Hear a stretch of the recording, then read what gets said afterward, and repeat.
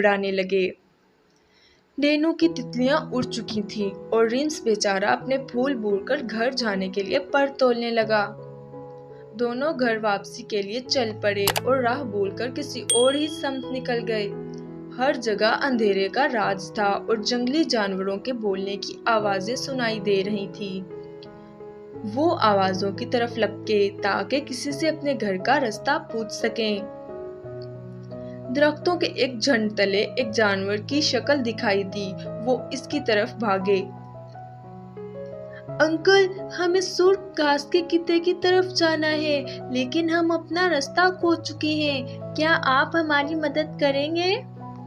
डेनू की आवाज सुनकर दरख्त की ओट में छुपा वो जानवर निकला और उनके करीब चला आया।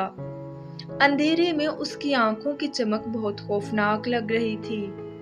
बच्चों, फिक्र ना करो, अंकल कहा है तो समझो मैं तुम्हारा अंकल ही हूँ।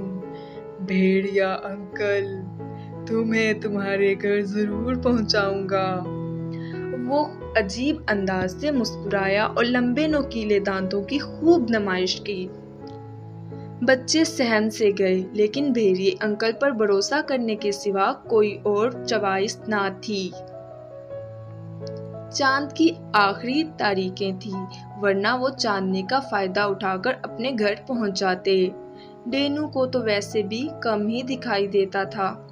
आओ बच्चों, मेरे साथ आओ। भेड़िया एक संग चल पड़ा। डेनू और रिम्स चुपचाप धड़कते दिल लिए इसकी पैरवी करने लगे। डेनू इस दराब के मारे अपने कान हिला रहा था और नन्हा रिम्स बार बार अपनी थोतनी जिस्म पर फेरता था। भेड़िया एक जगह रुक गया और गर्दन मोड़कर इन्हें घूरने लगा। बच्चे अंकल भेड़िया के इस अंदाज पर घबरा उठे। मेरा रात का खाना इतना शानदार, वाह! यकीनन बचपन में की कोई नेकी मेरे काम आ गई। जब से होश संभाला कोई नेक काम मुझसे ना हो पाया।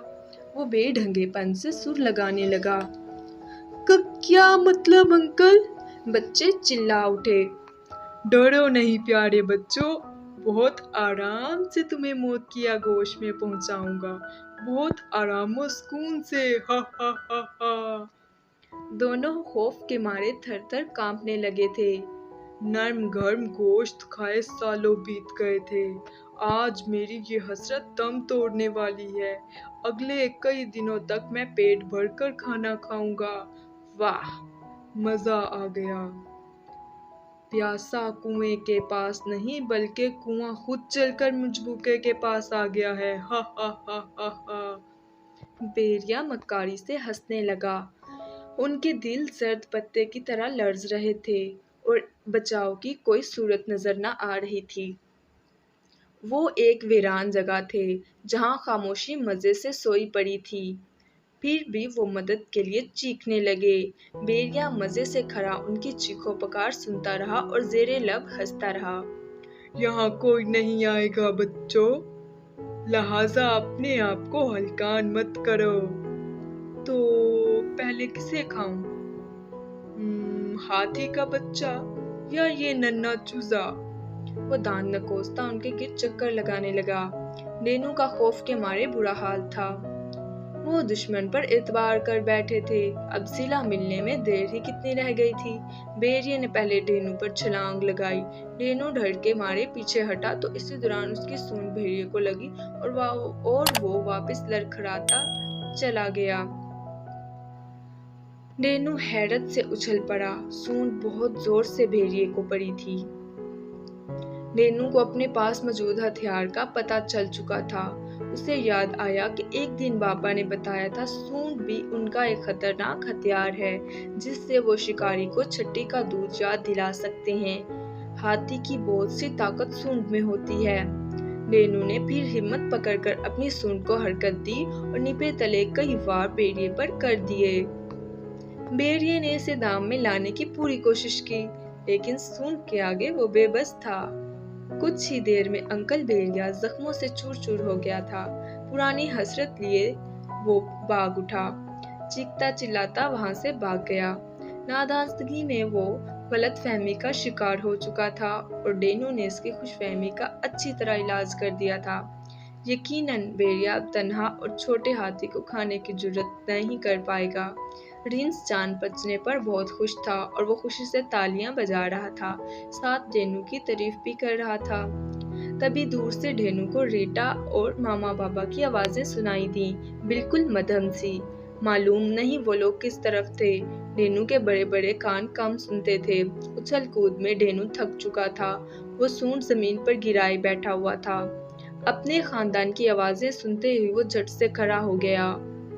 سونٹ کے سوراخ کا رخ اب عین زمین کی طرف ہو گیا تھا اور ڈینو کو اب آوازیں واضح سنائی دینے لگی تھیں۔ سونٹ تو بڑی فائدے مند نکلی تھی بھائی، یعنی وہ کان کا کام بھی خود کر دیتی تھی۔ آوازوں کا پیچھا کرتے وہ بہت جلد ہیمو، ہمٹو اور ریٹا سے جا ملے تھے۔ انہوں نے پہلے تو ڈینو کو خوب جھاڑ پلائی، پھر جب ڈینو نے آج کی روایت انہیں سنائی تو وہ بہت خوش ہوئے۔ اکیلے رہ کر ڈینو ایک ہی دن میں بہت کچھ سیکھ چکا تھا۔ ڈینو نے عہد کیا کہ جب اس کے بڑے دانت نکل آئیں گے تو وہ برے جانوروں کی اس کے ذریعے خوب خاطر تواضع کیا کرے گا تاکہ وہ چھوٹے اور معصوم جانوروں کو تنگ کرنا چھوڑ دیں۔ رینس کو اس کے بھٹ کے قریب چھوڑ کر ہاتھیوں کا وہ خاندان اپنے گھر کی طرف چل گیا تھا۔ رینس اپنے گھر میں داخل ہوا تو اسی پرانی سڑی ہوئی بساط نے آگے بڑھ کر اس کا استقبال کیا تھا۔ وہ ناک بھون چراتے ہوئے سونے لیٹ گیا۔ خواب میں شاید وہ دوبارہ پھولوں کے جنگل میں پہنچ چکا تھا۔ اس کے چہرے پہ پھیلی مسکراہٹ سے مجھے تو یہی لگتا ہے۔ آپ کیا